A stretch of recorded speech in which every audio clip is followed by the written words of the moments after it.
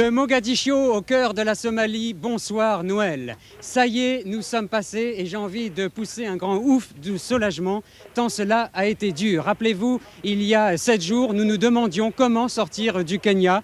Par l'Ouganda, très difficile, par l'Éthiopie, encore plus difficile. Nous avons définitivement opté pour la corne de l'Afrique, par la Somalie. C'est un véritable exploit. Il n'est pas facile d'entrer dans ce pays fermé, habituellement fermé aux touristes, et nous avons réussi à le faire. La semaine a été particulièrement difficile pour les raiders, 1400 km, dont 900 de pistes dans un piteux état à cause de la pluie. Mais dans l'ensemble, nous en sommes bien sortis. Simplement, nous avons failli ne pas être au rendez-vous tout à l'heure. Nous arrivons en direct de la brousse et pour ne rien vous cacher, nous n'avons même pas eu le temps d'aller prendre une douche. Mais rassurez-vous, nous restons avec vous pendant 1 heure pour vous présenter les tout derniers reportages des raiders.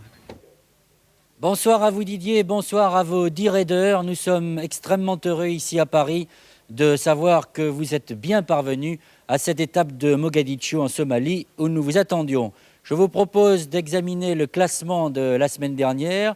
Vous allez vous apercevoir depuis maintenant 3 semaines que nous sommes ensemble qu'il y a des lanternes rouges. Les lanternes rouges, ce fut d'abord TMC avec l'accident survenu aux jeunes filles, ce fut ensuite la SSR et de nouveau TMC qui est dernière de l'étape que nous vous avons présentée la semaine dernière. Alors il n'y a pas d'inquiétude à se faire puisque vous le savez, la règle de notre grand raid est assez stricte puisque elle oblige une équipe qui serait dernière pendant 3 semaines successives à être remplacée par la réserve.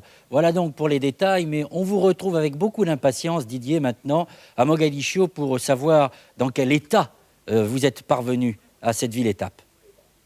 Oui, je voudrais vous la présenter un peu, Noël, cette ville-étape. Je vous le disais, nous sommes à Mogadiscio, en Somalie, aux portes de l'océan Indien. C'est assez émouvant pour nous de retrouver l'océan Indien en venant tout à fait du sud de l'Afrique. Mogadiscio, c'est une ville assez extraordinaire avec beaucoup de mélanges d'architecture qui toutes témoignent de différentes influences étrangères. On pourrait parler de Mogadiscio en disant que c'est une ville sous influence. Dès le Xe siècle, entre les Arabes et les Perses, au XVIIe siècle, l'influence du sultanat d'Oman, puis le sultanat de Zanzibar, au XIXe siècle, la présence italienne. Après la Deuxième Guerre mondiale, la Somalie va aux Anglais. Il faudra attendre l'année 1960 pour voir l'État indépendant de Somalie se créer. À l'époque, et pour des raisons économiques, l'État se jette un peu dans les bras de l'URSS. Puis en 1969, c'est le coup d'État militaire dirigé par Sayed Barre, aujourd'hui président de la République de Somalie. En 1977, c'est la guerre froide. On renvoie 6000 conseillers soviétiques dans leur doux foyer. Et puis c'est la guerre aussi avec l'Éthiopie qui mine économiquement la Somalie, qui reste un pays très pauvre. Sachez que plus de 500 000 réfugiés ont fui la région de l'Ogaden pour venir s'installer en Somalie. Un poids économique terrible pour ce pays. Alors, comment s'est passée la semaine, Noël? Sachez qu'elle a été très dure, très rude, et que nous avons eu beaucoup d'avatars. Lundi, à Nairobi, une véritable descente à la station-service du centre. 7 voitures et un camion déshydraté jusqu'au fond des réservoirs. De l'essence, de l'essence. Il faut prendre son élan jusqu'à la frontière somalienne.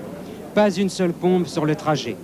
Pour Jean-Pierre Coppens, l'un de nos 2 mécaniciens, les pistes entraîneront une consommation plus importante, le régime moteur étant plus élevé. Cela pourrait approcher les 16 litres au 100 km. Réservoir ouvert pour la grande soif. Valse des chiffres, des shillings, c'est plein. Mais non, vous pouvez encore en mettre. Les bons d'essence, les explications. Oui, nous venons du sud de l'Afrique. Non, nous ne passons pas par l'Ouganda. À l'avant du camion, notre Père Noël mascotte qui nous a ouvert la route pendant les fêtes. Une dernière cigarette avant l'épreuve. Dernier clin d'œil, dernier sourire en coin, avec quelque part au fond des yeux le regret de quitter Guy Garibaldi. Il est parti repérer la suite du voyage en Asie. Bon courage Guy et à bientôt. Dernier préparatif, beaucoup de questions sans réponse et d'allure faussement tranquille. Enfin, les difficultés vont venir. J'ai l'impression qu'elles vont venir. Ça te fait peur un peu la Somalie? Non.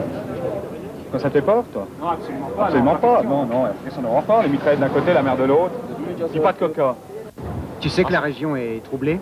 Très troublée, oui, il y a beaucoup de troubles. En fait, comme Pierre God l'expliquait, lorsque les frontières sont droites, évidemment, c'est signe qu'il qu'il y a de la guerre, parce que c'est des frontières totalement artificielles et ça divise des clans. Et là, c'est le clan Somali qui est divisé entre le Kenya et la Somalie. Et on traverse une région qui est vraiment pas sûre. C'est une zone dangereuse. Une fois sortis de Nairobi et après quelques heures seulement, les premières difficultés. Plus de route, mais une piste. Vitesse incontrôlée des poids lourds, flaques d'eau. Nous avons failli être emportés par une vague de boue lorsqu'un camion nous a dépassés.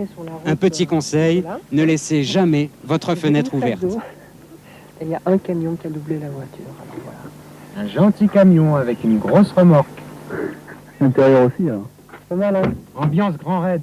Les raiders ont l'habitude d'aller très vite, mais pour une fois, ils sont bloqués. Pourquoi? Parce que nous allons continuer notre convoi avec une escorte militaire. Ces personnes que vous voyez armées vont nous amener jusqu'à la frontière somalienne et surtout nous protéger. De qui?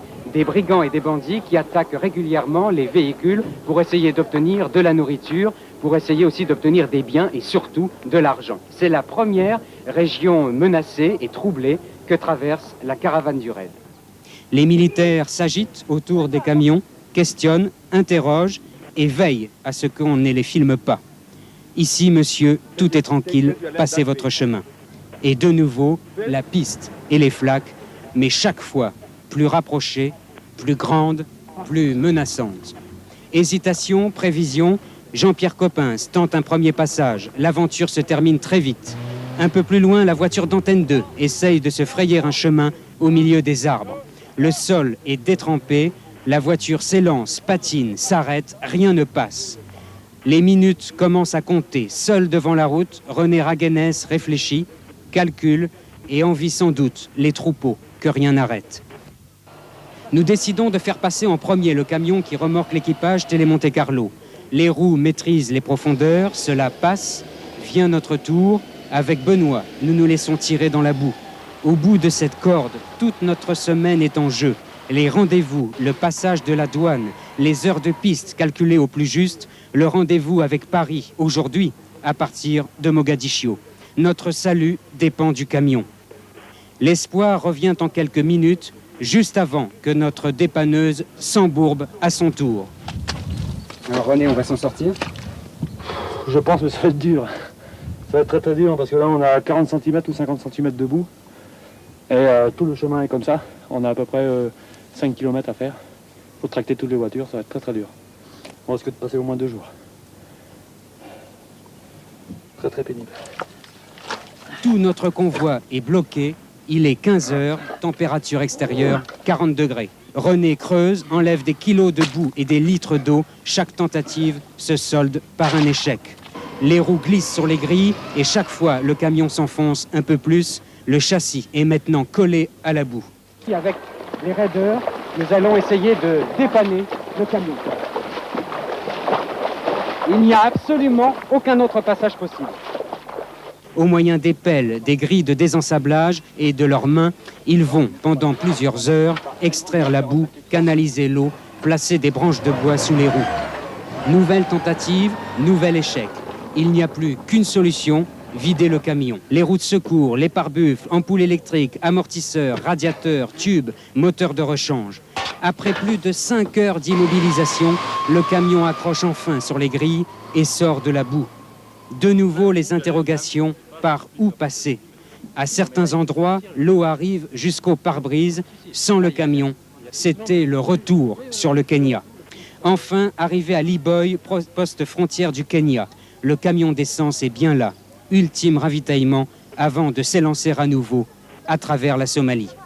Nouvelle halte, étonnante celle-ci, thé et spaghettis en pleine brousse. Où cela se passe-t-il? Au poste frontière somalien, monsieur. Vous savez, les Italiens sont partis d'ici il y a quelques années seulement.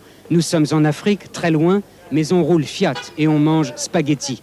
Des étranges souvenirs que laissent les colonies. De la Somalie, c'est quelques visages beaux, sereins, superbes. De la Somalie, c'est quelques chameaux. Le pays vit sur eux. Ici, le calme. Au nord, la guerre contre l'Éthiopie. Laissez-nous le temps de découvrir ce pays encore très fermé. Notre semaine a été dure. Pour la première fois depuis notre départ, c'est-à-dire après 10 000 km, soit le quart de notre voyage autour du monde, nous allons franchir la ligne qui sépare l'hémisphère nord de l'hémisphère sud. Regardez bien, voilà, c'est fait. Cela veut dire concrètement que nous passons de l'été à l'hiver et comme vous pouvez le constater, cela entraîne quelques modifications quant au comportement des raideurs. Je ne sais pas si vous l'avez remarqué, mais il fait nettement plus frais ici, ce qui fait que nous devons fermer blouson et mettre la capuche. Voilà pour notre premier passage de l'équateur. Bien entendu, nous le refranchirons une seconde fois dans 5 mois, si tout va bien, lorsque nous passerons de l'Amérique du Nord à l'Amérique du Sud, c'est-à-dire lorsque nous passerons de l'été à l'hiver. Bien, nous allons maintenant présenter le jury qui est chargé de vous noter cette semaine, messieurs et mesdames. Nous commençons par le Canada avec Jean-Louis Boudou qui nous présente son invité. Mon invité ce soir est Louise Baudouin, qui est diplomate et qui représente le Québec en France, une représentation qui existe depuis 20 ans.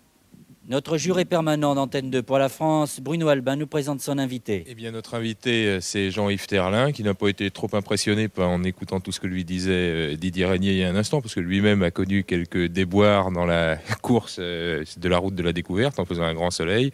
Remis de vos émotions? Oui, absolument, oui. Sophie Eke, vous nous présentez votre invité que les amateurs d'aventure connaissent déjà. Et on est content de le retrouver, c'est Marc de Hologne, lauréat de la course autour du monde 82-83 et qui remplit très sagement ses obligations militaires. Ah ben oui, mais d'ailleurs c'est grâce à la course que j'ai réussi à obtenir le poste de réalisateur au service cinématographique de la force terrestre. J'y apprends tout d'ailleurs, avec le grand architecte Godefroy. Ah mais je crois savoir, et je suis certaine de mon renseignement, que tu nous prépares quelque chose de très très original. Oui, ben c'est un spectacle qui mélange le cinéma, le théâtre et la chanson. Bien, Okay. Merci Marc. José Sacré, vous nous présentez un invité que nous connaissons bien en France et que nous aimons beaucoup. Oui, Patrick Ségal, sa vie aurait pu être brisée et il a décidé de la vivre comme une aventure et c'est ce qu'il fait depuis quelques années. Son pays, on peut dire que c'est le monde. Il arrive là du Cambodge. J'arrive du Cambodge et d'Afghanistan où je suis allé tourner un film avec Jean-François Cuisine, un ancien concurrent de la course autour du monde. Comme quoi, les anciens concurrents et les jurés se retrouvent quelque part.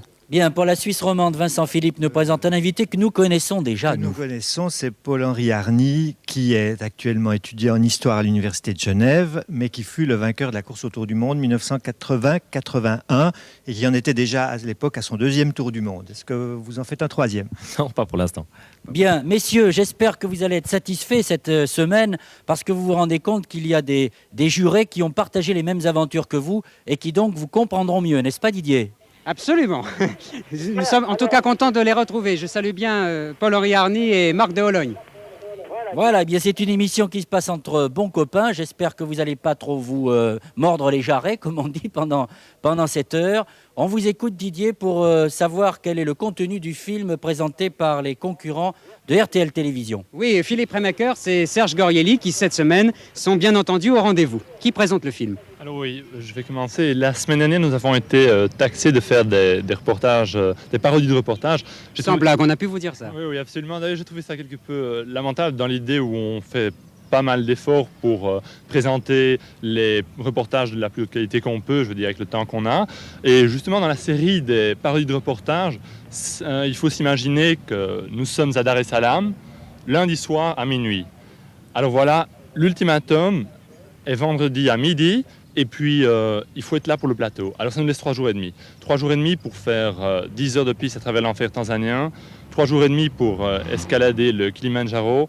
3 jours et demi pour espérer de retrouver ces ailes delta dont on a perdu la trace. Alors, le risque était grand de rentrer sans sujet. On a choisi de prendre ce risque. Voilà, des candidats, des raiders qui prennent des risques. Le reportage proposé cette semaine par l'équipage d'RTL, Kili Delta. D'abord, il y a le vent, la course, l'envol, la liberté. Pour être un homme oiseau, j'irai jusqu'au bout du monde. Le delta, c'est toute ma vie, c'est mon évasion. Voilà bientôt 1 an, le rêve commençait à prendre forme. Affronter les thermiques du Kilimandjaro, se gaver de cet espace équatorial sans limite, être maître des courants et des vents africains. Hélas, pas de caméraman. L'expédition ne sera pas immortelle. L'ambassade de France à Dar es Salaam nous avait laissé entrevoir l'éventuelle venue d'une équipe du Grand Raid, mais non. À Kibou, à 4770 mètres, il est 18h. Et là, coup de théâtre. Après une ascension éclair, Serge et Philippe, candidats du Grand Raid, rattrapent 2 jours de retard et nous rejoignent. Les caméras sont là. Les bras, les jambes ne répondent plus. Des saignements de nez, des vomissements, un mal de crâne horrible. Pourtant, il va falloir se lever à minuit pour atteindre le sommet vers 6 heures. Le Kili restera dégagé pendant plus de 2 heures. Passé 8h30, il restera prisonnier des nuages. Et maintenant 100 mètres. 100 mètres encore. Jamais j'aurais cru ça si dur. Aucune difficulté technique, pourtant seule l'altitude. Puis l'évasion, la delta-évasion, la suprême sensation du super trip. 5000 mètres de descente sans obstacle, une des plus belles dénivellations au monde.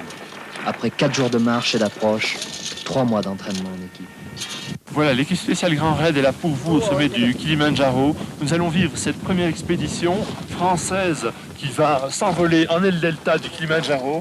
J'ai près de moi Dominique Cruciani, qui est un des participants justement à cette expédition. Je voudrais savoir, je crois que vous n'êtes pas les tout premiers à tenter cette expédition. Non, il y a déjà eu une expédition australienne effectuée par les Moïse et puis une autre expédition par Rudy Kichazi. Ces 2 expéditions étaient parfaitement bien préparées. Elles étaient assistées par des hélicoptères, donc il n'y avait pas de gros problèmes pour effectuer ce vol. Il y a eu une très grosse assistance. Nous, on va faire ça avec aucune assistance. On va essayer de décoller du Kili et puis d'aller se poser là où on peut, en essayant d'éviter les zones où il y a une trop forte concentration d'animaux sauvages. Là, je serais fatigué pour partir, j'ai beaucoup de mal à monter. Je manque de souffle. Car on est aux alentours de 6000 mètres, on a très peu d'oxygène. On a besoin d'énormément courir très vite au départ pour pouvoir avoir une portance et pouvoir décoller. C'est le problème qu'on rencontre à cette altitude. Vous voyez, je m'essouffle en parlant à peine. Alors l'oxygène va nous aider à récupérer et avoir toute la pêche nécessaire pour pouvoir décoller. Et oui, tout marche. Les harnais sont sanglés, les ailes sont profilées, les toiles sont tendues comme des pots de tambour.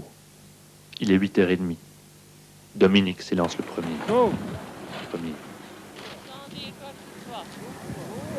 C'est coude. Ouais.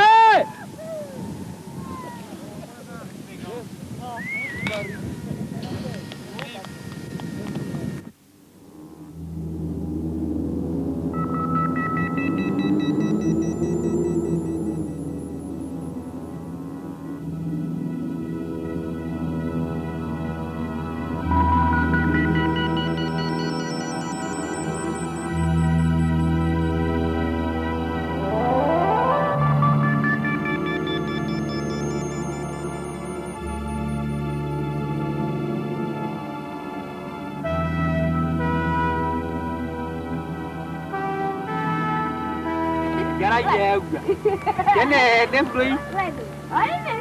Lên. Ra cái tầm.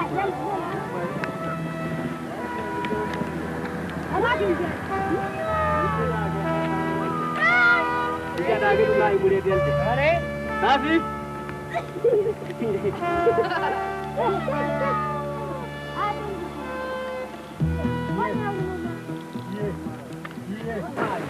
Ça a été Dominique? Ça a été, ouais. On a passé une couche nuageuse. C'est orageuse, on a eu chaud, mais c'est ok là. Pas de problème, c'est gagné. Le Kili, c'est ok.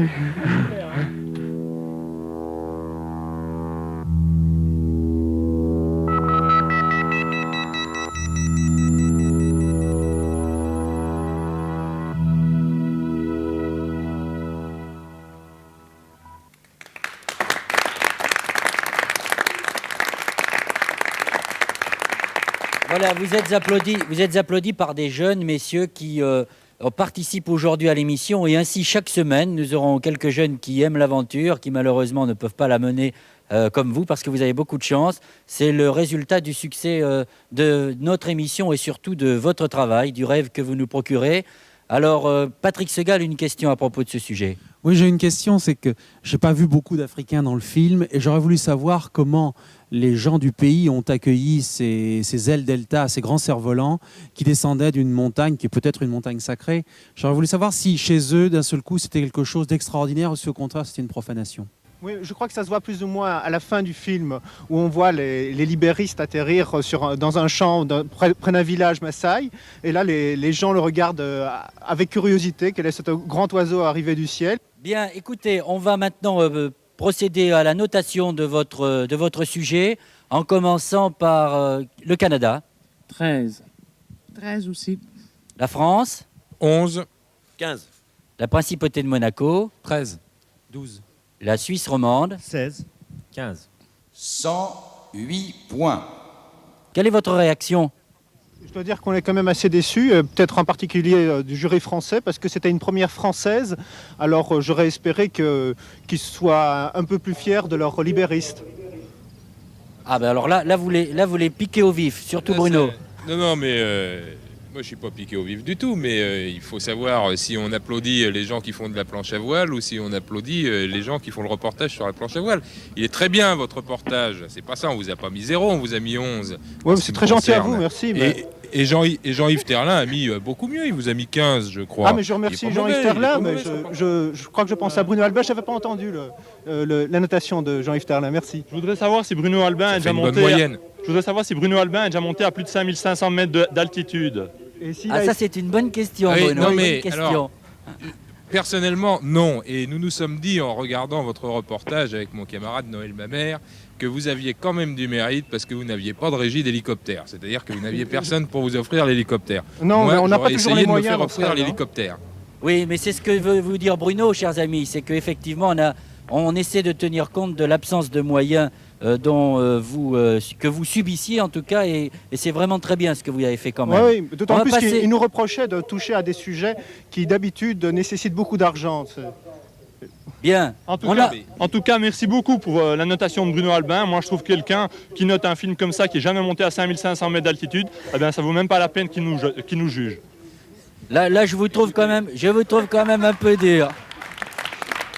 Vous avez de la chance, parce vous avez tous les jeunes de votre côté. Mais écoutez, allez, je ne peux pas monter à 5500 mètres en étant en France. Il faudrait que j'aille en Afrique. La prochaine fois que j'irai au Kilimandjaro, j'essaierai d'en faire autant. Voilà, on va clore ce débat pour l'instant, bien sûr, et passer maintenant au deuxième sujet, au deuxième film. J'espère, Didier, qu'il provoquera autant de conflits et de débats.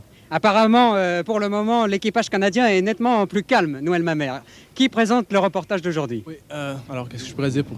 Moi, je déteste les conserves, Didier. D'après moi, c'est le symbole du prêt à jeter, de la rapidité et de l'efficacité à tout prix.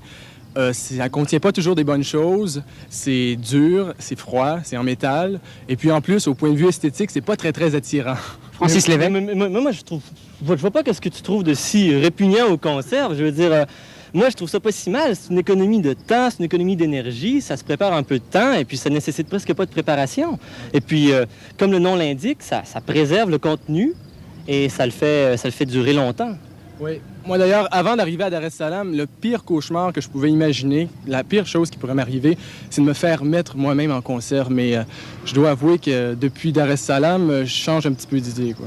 Alors vous voyez qu'avant même que la discussion s'engage avec les jurés, les Canadiens discutent entre eux. Mais ils ont quand même réussi à produire un reportage cette semaine intitulé « Sachez vous contenir ».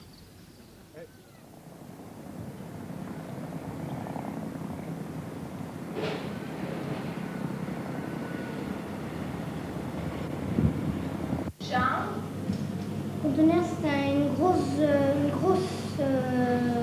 boîte en métal. Une grosse caisse.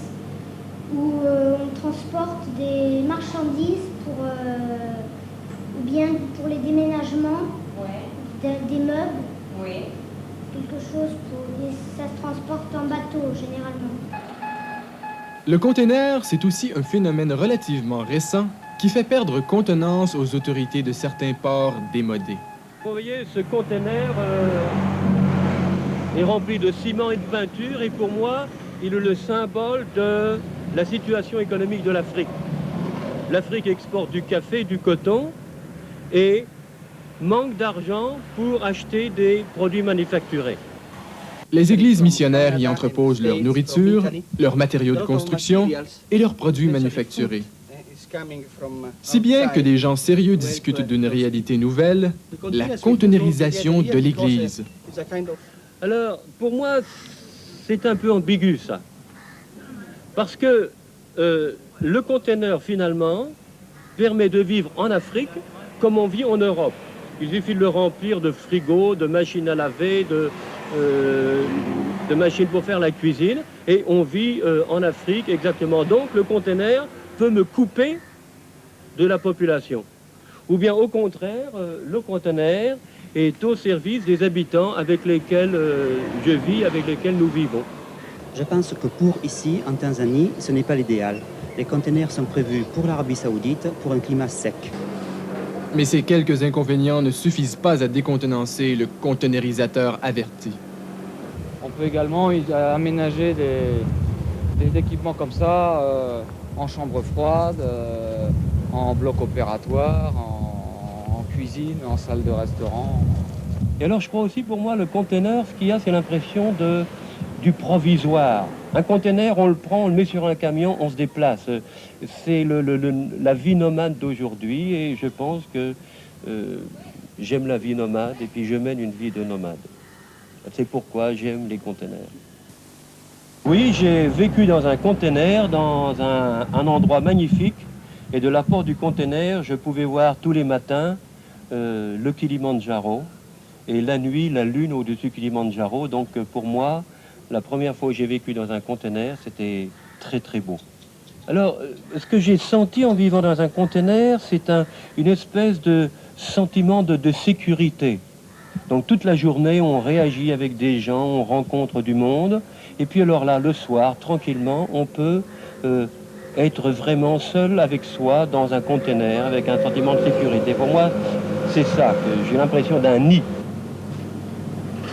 T'as vu, moi j'ai dit conteneur, toi tu as dit conteneur. D'accord? On peut dire les deux. En général, en français, c'est celui-là. C-A-I-N-E-R, d'accord?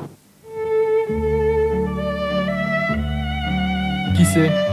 Il n'est peut-être pas si loin le jour où ce sera un plaisir pour tous de se faire mettre en boîte.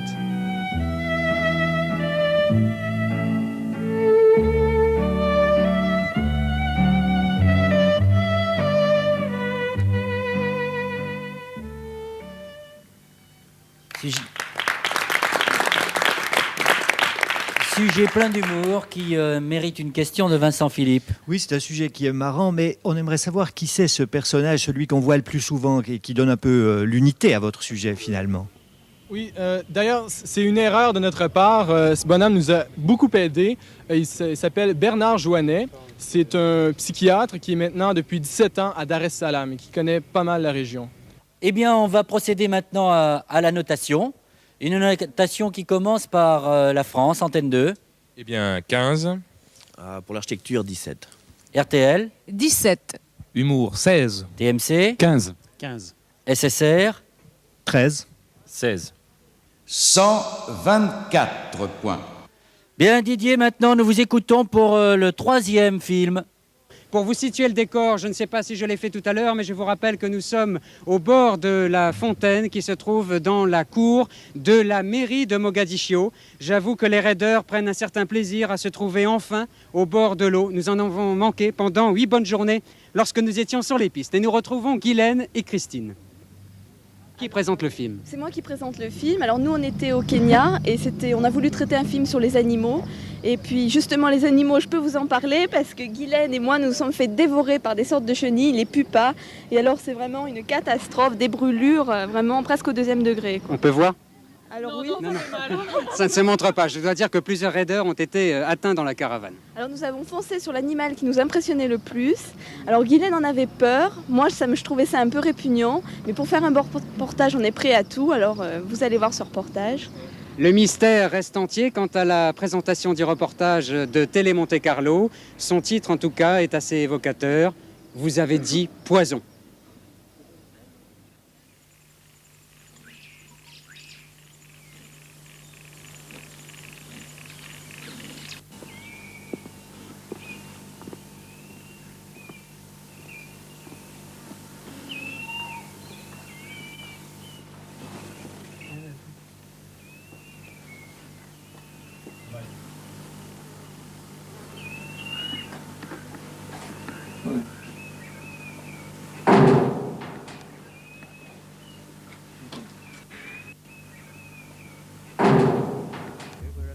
Cet homme que j'interviewe, vous l'avez compris, c'est un éleveur de serpents, Jonathan Nyeke.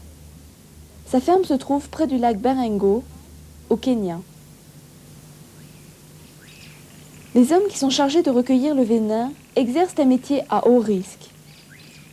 Quand ils rentrent dans cette cage, ils y côtoient 12 serpents dont la morsure est mortelle en 15 minutes. Pour les immobiliser, il faut leur coincer la tête sous une étroite fourche de façon à bloquer leur respiration.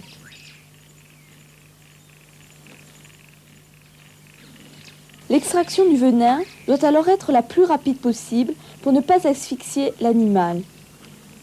Fermement tenu, le serpent plante ses crochets dans un verre. Il faut alors presser les poches à venin à l'intérieur de la bouche pour en expulser le poison. Les quelques gouttes recueillies de ce Black Mambo suffiraient à tuer 200 personnes. Mais heureusement pour ceux qui entrent dans les cages, les serpents ne mordent que quand on leur marche dessus ou quand ils se sentent très menacés. Tous les serpents que M. Lyoké possède ont été capturés au Kenya et parfois même aux alentours de la ferme par des collecteurs Maasai qu'il paie pour chaque prise. J'ai été piqué 3 fois par des serpents. J'ai failli mourir, mais je m'en suis sorti. Le tout, c'est de ne pas avoir peur. Topafada est là depuis 1 an, mais c'est un cas exceptionnel car les serpents ne survivent généralement pas plus de 6 mois à la captivité. Le poison est alors conservé sur place. Il se cristallise en 3 jours dans une cloche sous vide, puis il est stocké dans des petites bouteilles.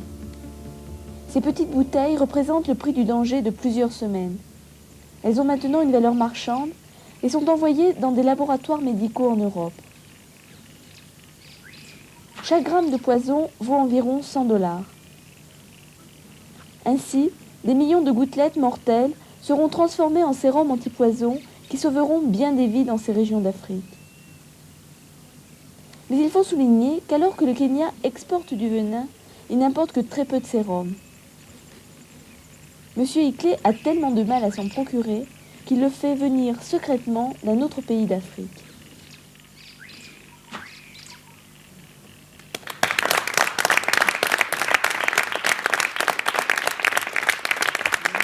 Écoutez bien maintenant. Alors, on commence par le Canada. 12. 13. Antenne 2. Mon option pour la note, c'est 12. 14. RTL. 15. 12. Et la Suisse romande. 14. 13. 105 points. Ah, 105 points pour le moment. Vous êtes les dernières réactions. Vous n'allez pas être J'ai très déjà content. entendu ça. J'ai déjà entendu cela quelque part, Noël. Oui. Vous Moi avez aussi. un peu jeté du poison à cette émission, mais enfin je sais pas, j'espère qu'on va quand même s'en sortir, on verra bien. Non mais c'est marrant qu'avec des applaudissements on soit quand même dernière, c'est pas mal pour l'émission, mais enfin... Mais vous je savez crois que ceux qui applaudissent ne notent pas. Bah, tout le monde a applaudi, figurez-vous, y compris ceux qui notent. Ah, c'est bien. C'est simplement Alors, pour le jour où ils encourager votre applaudiront travail. pas, qu'est-ce que ça va donner? Écoutez, mademoiselle, on va maintenant suivre le 4e film qui nous est présenté par Didier. Oui, nous rejoignons maintenant Laurent Chomel et Roland Théron, les coéquipiers d'Antenne 2. Le reportage. Alors, le reportage, Dar es Salaam, ça a été pour nous assez difficile. D'abord, dans le choix du sujet. Toutes les tentatives qu'on avait tombaient à l'eau. Ensuite, on a trouvé, finalement, on s'est décidé. Cette saison. Hein. Ah, c'est vraiment de saison. Donc, on a filmé quelque chose et ça n'a malheureusement pas été enregistré. Donc, il a tout fallu recommencer. On avait le moral à zéro. En plus, Roland est tombé malade. Il a fallu que je fasse le film seul. Ça a été assez difficile, mais j'avais l'autorisation de filmer dans un asile psychiatrique. Cette autorisation a finalement été refusée. Donc il a fallu que je m'introduise en douce, que je fasse semblant d'avoir l'autorisation pour pouvoir filmer. En fait, les malades ont été vraiment super. Ça a été eux les mieux, enfin. Ça donne un film que j'aime beaucoup et vous allez voir. Je ne sais pas ce que les jurés en pensent, Moi aussi, mais j'aime bien. Ça s'appelle La Chaise, je crois. Un petit malin, Laurent Chomel, effectivement, le reportage signé exclusivement Laurent cette semaine, puisque Roland était malade, La Chaise.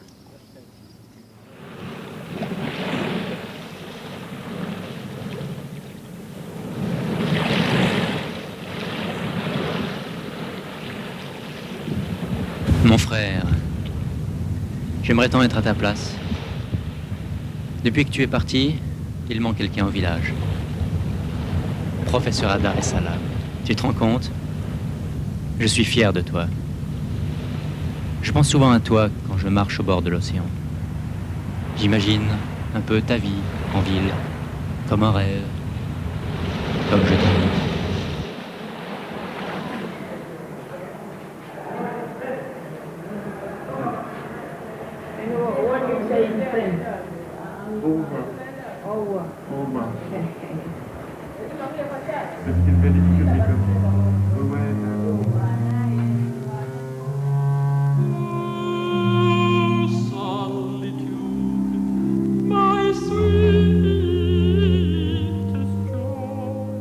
Ouma, professeur au petit village de Moa, est venu à la ville pour enseigner. Il voulait changer sa vie, devenir riche, enfin.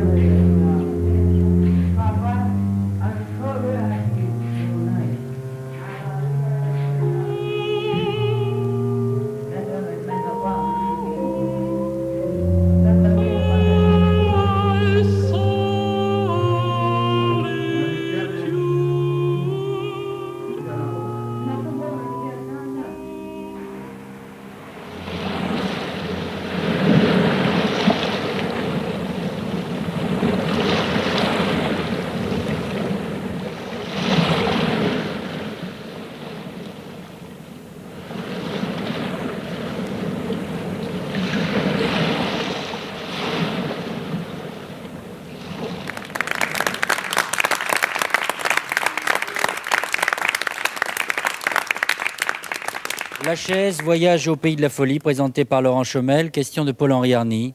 Oui, d'abord, j'aimerais juste dire que c'est un film que je trouve très beau, très bien fait, très pudique, et où le commentaire a bien fait d'être absent, parce que le film n'en a que plus de poids. Bien, Laurent, on va vous noter maintenant pour votre sujet sur la chaise. On commence par le Canada. 14. 15. RTL Télévision. 14. 14. TMC. 17. 17. SSR. 18. De 17. Apparemment de très bonnes notes qui vont donner le résultat suivant que vous allez entendre de la voix de Roger Bonjon. 126. 126 points, ça me paraît pas mal du tout. Oui, effectivement. Oui, mais je crois qu'il y a quelqu'un qui n'a pas vraiment compris en fait le film. C'est pas tout à fait un film sur la folie, c'est aussi quelque chose sur les gens qui partent et qui espèrent beaucoup, qui espèrent sur l'avenir et en fait qui sont complètement déçus parce que en Afrique, il y a beaucoup de gens qui partent de la campagne pour aller vers la ville et il s'avère que la ville, en fait, c'est pas du tout ce qu'ils espéraient. Donc, je crois qu'il y a vraiment une méconnaissance totale du problème. Je crois que nous l'avions compris aussi, Laurent. Nous l'avions compris. Maintenant, on vous écoute, Didier, pour le 5e et dernier sujet. Oui, j'espère que la ligne va tenir jusque-là. En tout cas, cela vous montre à quel point les conditions dans lesquelles nous travaillons sont précaires. Et cela, j'espère, vous fait réaliser qu'à chaque fois, les techniciens réalisent un véritable exploit en nous mettant en connexion entre Paris et le bout du monde. Le dernier équipage, c'est l'équipage turbulent de la caravane, les Suisses. Bonjour Alexandre. Bonjour. Bon, en ce qui concerne notre film au Kenya, j'aimerais dire que nous avons voulu éviter les sentiers battus, sortir des sentiers battus justement, éviter le Kenya touristique. Comme d'habitude. Comme d'habitude. Le jury va apprécier. Ouais, certainement. Et pour ce faire, nous nous sommes rendus au nord du Kenya, aux abords du lac Turkana, où habite une tribu assez étrange et sur lequel planent des légendes assez étranges. Alors ce n'est ni une fiction, ni un reportage, ni un documentaire, ni quoi que ce soit. Nous avons simplement voulu mettre en image cette légende. J'en ai envie. Oui, un petit bout, je veux bien, oui. La journée a été longue. Et bon, ce film pour montrer que... tu me déranges, là. Qu'en fait, les légendes ne sont pas uniquement faites pour les enfants et ne sont pas uniquement le pur produit de l'imagination. Oui, et puis il faut reconnaître aussi que nous avons eu beaucoup de difficultés pour arriver à cette fameuse tribu, car nous voulions partir en auto, nous n'avons pas pu, les voitures étaient impuissantes à la route, nous avons dû prendre un avion. Tu nous expliqueras les raisons de ces points rouges tout à l'heure. Bien sûr, bien sûr. Bon, ni une légende, ni un reportage, ni un film de fiction. Les Suisses vont tromper l'ennemi cette semaine. Le titre de leur film, de leur légende, La princesse du bout du monde. Venue du bout du monde, une vieille légende africaine résiste à l'assaut du temps. Chants et danses incarnent ces croyances divines que la civilisation n'efface pas.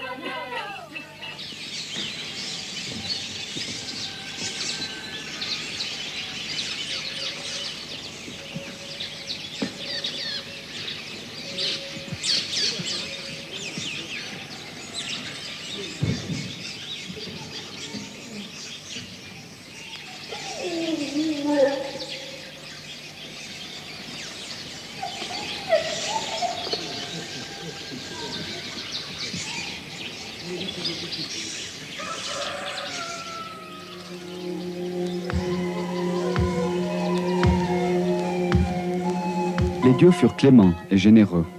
Ils peuplèrent la planète d'animaux, les hommes se munirent de lances et de harpons. L'éternelle loi du plus fort, la lutte pour la survie, le loup et l'agneau.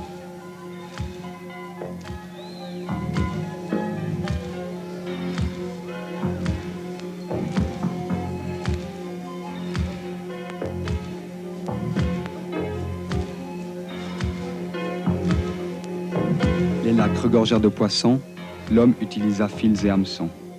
De tout temps, le peuple El Molo perpétue ses gestes ancestraux sans jamais en modifier leur signification. La tribu ne compte qu'une poignée d'habitants. Le petit village de Hutte repose sur un sol volcanique hostile, interdisant toute culture. Jamais les El Molo ne songèrent à quitter leur terre.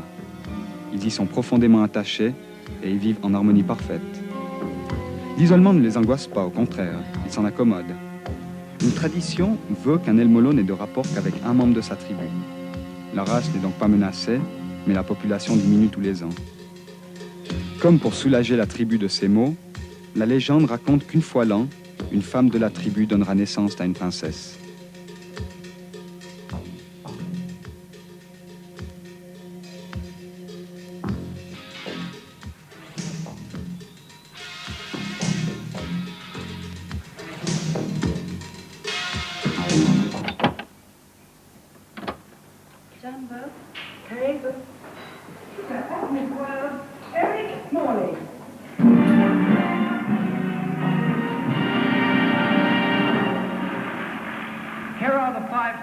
Continental Queens of Beauty. Africa's Queen of Beauty is Miss Kenya.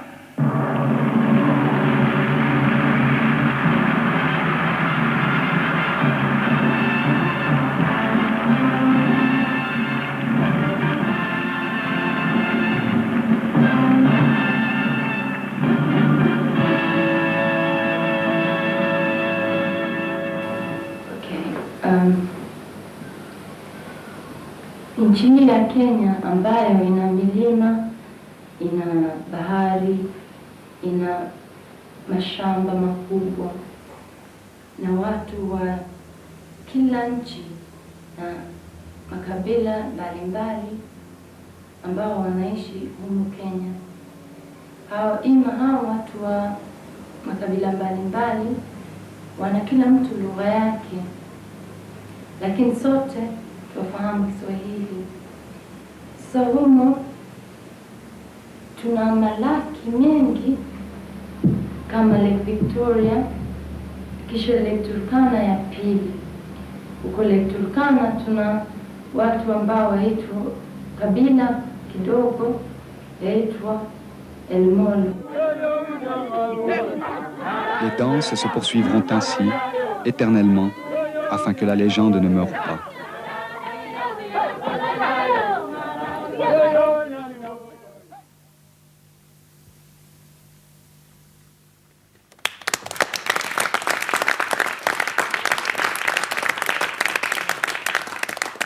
Question de Louise Baudouin sur cette princesse d'un jour. Oui, tout d'abord, j'aimerais dire que j'ai beaucoup aimé ce reportage dans un premier temps. Et ensuite, malgré le fait que cette dame nous dise qu'elle ne veut pas dire si elle est originaire ou non de ce village, je me demande si vous l'avez su au bout de la ligne, si elle était originaire ou non du village. Je pense qu'elle l'a répondu elle-même à la fin du film. Elle a dit que toute légende devait avoir son secret. Alors j'espère que vous n'êtes pas trop âgé pour croire encore aux légendes. Donc voilà, on a bien compris quoi. Hein, on a bien compris. On ne le saura pas. Eh bien, vous garderez votre secret. En revanche, ce qui n'est pas un secret, c'est votre anniversaire, Alain Margot. Bon anniversaire. Merci, merci. Oui. Je vous souhaite. Vous voyez que le souhaite jury aussi vous aime tout bien. bon, mais oui. Mais il y a une chose, j'ai attrapé une petite allergie ici depuis quelques semaines. J'espère que ça va changer. Je suis tout d'un coup allergique au jury. Aïe. J'ai cru que j'étais piqué par la mouche tsetse, mais non, j'ai des taches un peu partout. J'espère que ça va changer, espérons, car c'était quand même le jour de mon anniversaire. C'était terrible pour moi. Terrible. Bon, eh bien, Alain Margot entièrement recouvert de points rouges. Écoutez maintenant la notation de ce jury, justement, en commençant par Radio-Canada. On va voir si ça vous donne des boutons. 16. 16. La France. 14. 16. RTL Télévision. 16. 18. TMC. 13. 13. 122. 122 points, ça n'est pas si mal. Moi, je trouve que c'est pas mal. J'espère que ma maladie va guérir avec ça. Je sens qu'elle guérit déjà un peu. En tout cas, je dois dire qu'il y a déjà plusieurs cas de contagion. Ça commence chez moi, là. J'avais passé au début de l'émission, ça commence chez moi. Là. Serge Corielli est atteint de boutons et je dois dire que moi aussi, d'ailleurs. Alors, il faut vite rendre l'antenne avant qu'il y ait une épidémie sur ce plateau. Mais justement, c'est à vous de la garder, Didier, parce que c'est maintenant vous qui donnez les points de bonification. Or, comme ça a été une étape très difficile, la conduite a dû certainement beaucoup compter. 20 points pour Antenne 2, 25 points pour tous les autres équipages, Canada, Suisse, Luxembourg, et puis le dernier équipage, Télé Monte Carlo.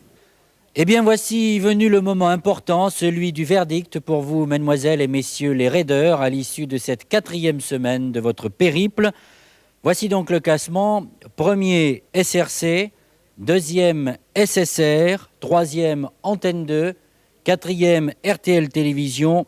Et cinquième, Télé Monte Carlo. C'est très important pour vous, mesdemoiselles, car depuis 2 semaines, vous êtes en dernière place. Il faudra donc vous rattraper lors de la prochaine étape si vous ne voulez pas que l'on fasse donner la réserve. J'espère que vous allez vous défoncer. Noël Mamère, j'ai justement Guylaine Merlan à côté de moi. Et effectivement, nous voyons repoindre à l'horizon de gros nuages, Guylaine. Oui, on a 130 points, on est à 3 points des précédents, enfin de ceux qui sont avant nous. Et je trouve que le règlement devient à ce moment-là un peu dérisoire parce qu'en fait, on a eu les applaudissements de tout le monde, on est dans un mouchoir de poche vers la fin, d'accord, mais enfin tout le monde semble satisfait. Et je trouve qu'il y a un petit hic là quand même. T'es pas de mon avis? On est tout juste, tout juste. Bien sûr que non, il y a un règlement et le règlement s'applique en toutes circonstances, même si vous êtes à la dernière place, à quelques petits points de vos prédécesseurs. Mais c'est la règle du jeu, il faut bien en fixer une. Mais rassurez-vous, pour commencer à connaître un peu Guylaine et Christine, elles ont du ressort et je crois que tout se passera beaucoup mieux la semaine prochaine, Noël. Oui, mais enfin... Oui, j'en suis sûr, j'en suis convaincu.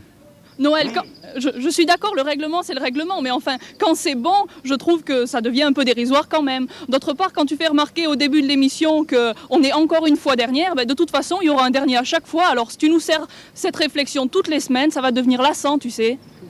Non, mais je le prends comme ça vient, je comprends ton amertume et tu as raison.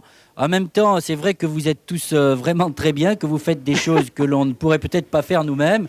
On sait le reconnaître, mais il faut fixer une règle, je le répète. En tout cas, je suis sûr que la semaine prochaine, je ne te rabattrai plus les oreilles avec ces encore dernières et tu n'auras plus de boutons. Il y a de la contestation dans l'air.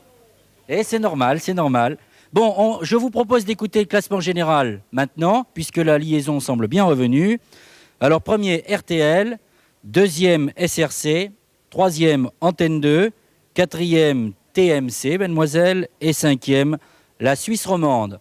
Alors Didier, maintenant, vous allez vous apprêter à repartir pour une nouvelle étape qui va vous conduire à quel endroit? Eh oui, Noël, nous repartons vers le nord de la Somalie. Il y a énormément de kilomètres encore à parcourir et je crains bien que l'étape que nous venons de réaliser ne soit pas forcément la plus dure qu'ait eu à connaître le raid. Après les problèmes de pluie météorologique, nous allons maintenant retrouver des problèmes d'une autre nature, Pierre God. Oui, là, notre optique, c'est de sortir vers le nord, de sortir sur Djibouti. Il y a 2000 km, ça paraît rien quand c'est du goudron. Effectivement, on a 1600 km de goudron, mais après 400 km complètement infernaux pour la mécanique. Ça va être dur pour les mécaniciens. Donc, je ne pense pas qu'en une semaine, c'est notre gros problème, c'est d'avoir un rendez-vous hebdomadaire. Pour avoir rendez-vous dans une semaine, on ne tiendra pas les 1600 km plus 400 km infernaux. Donc, rendez-vous, c'est Hargeisa. Le problème, vous connaissez les difficultés de radio-téléphone, de connexion. Hargeisa, c'est difficile. Je ne sais pas si on pourra faire la connexion. D'autre part, il y a d'autres difficultés après la saison des pluies, après les embourbements, le goudron, mais les problèmes frontaliers avec l'Éthiopie. Vous connaissez les problèmes de la guerre de l'Ogaden. Les nouvelles sont très mauvaises en ce moment. Il y a eu un certain nombre d'attaques, dit-on, sur le front nord de l'Ogaden. Nous devons passer par là. Bien sûr, nous aurons une escorte, mais ça va nous changer notre rythme et nous ne sommes plus complètement indépendants. Rythme d'une escorte, rythme des couvre-feux. Est-ce que nous serons la semaine prochaine à Hargeisa? Est-ce que nous aurons une ligne téléphonique? C'est le gros problème, Didier. Encore beaucoup de suspense en l'air, Noël Mamère, vous pouvez le constater. Ce que nous savons pour le moment, c'est que nous allons partir très vite de Mogadiscio pour rejoindre le nord avec beaucoup d'incertitudes, croyez-moi. Et beaucoup d'impatience de notre part pour vous retrouver la semaine prochaine, en tout cas avec tout le jury et nos invités qui se retrouveront là chaque semaine. Nous vous souhaitons une très bonne route et nous sommes persuadés que nous vous retrouverons tous en pleine forme la semaine prochaine. Au revoir. À bientôt, Noël Mamère. Bonsoir.